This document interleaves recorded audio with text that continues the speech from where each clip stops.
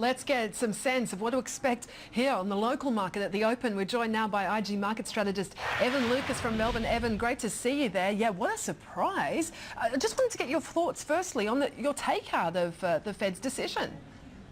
Yeah, I think the word surprise is an interesting one. Obviously, a lot of economists had sort of talked it up and suggested that September would be the date and all of that you just alluded to in that pre-market package, that it was going to happen this month. We were of the impression that it actually might not. It was going to look like October and November.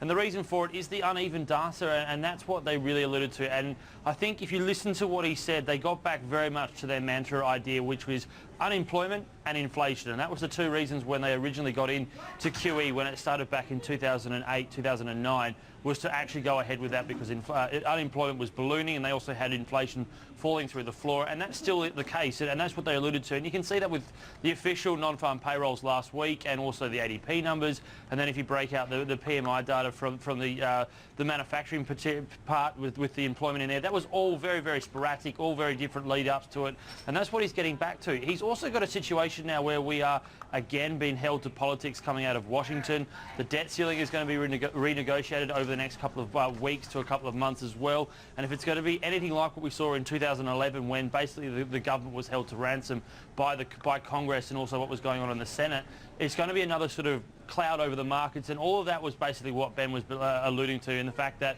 there is still uncertainty in the markets, there is still uncertainty in how they see things going over in the US, and they don't want to spook any of the current economic recovery going there. You can also see that in the bond market. The bonds themselves, 10-year treasuries for instance, are almost up 1 full percent since he first mentioned that this may happen back in May, and all of that is a culmination effect of probably miscommunication is, I think, the biggest takeout from this whole idea, and that's what he got back to today, is that they're still not ready to actually go ahead with tapering. So, yeah, the market, as unsurprisingly as you'd expect, equity markets loved it.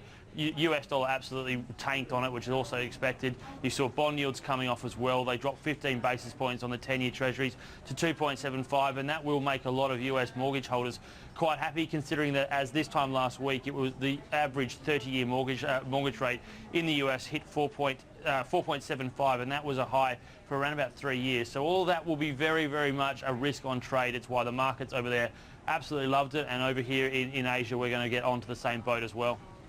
You mentioned there that the currency reaction, and I want to ask you, I mean, what does this mean then for other central banks, including the RBA with the dollar around 95 US cents, and most importantly to the Bank of Japan? Yeah, and this is the interesting part that now comes out of all of this. There is probably no doubt that obviously Glenn Stevens probably woke up this morning and had a look at his phone and the news coming out of the US and had a bit of a frown on his face. He would probably be slightly disappointed with what happened over there. It does now mean that the Aussie dollar is going back towards parity rather than the other direction, which they have really talked up over the last couple of months, and they were hoping that there would be an organic move in the Aussie dollar lower. They are now at a situation where they were concerned about the Aussie dollar being high, and that was around about 90 to 93 US cents, now heading towards the parity. Are they going to have to come out and really start talking it down?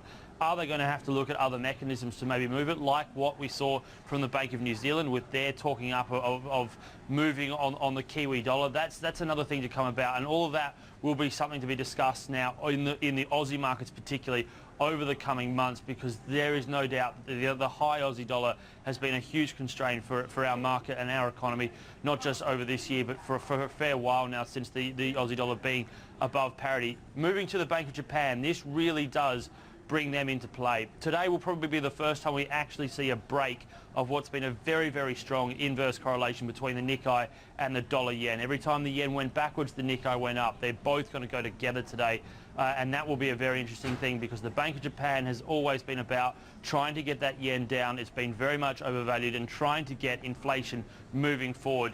Any form of sign that the US dollar falls away and pushes the yen higher is going to be a bad thing for what they're going to do. Does that mean they have to counteract what's going on over the US?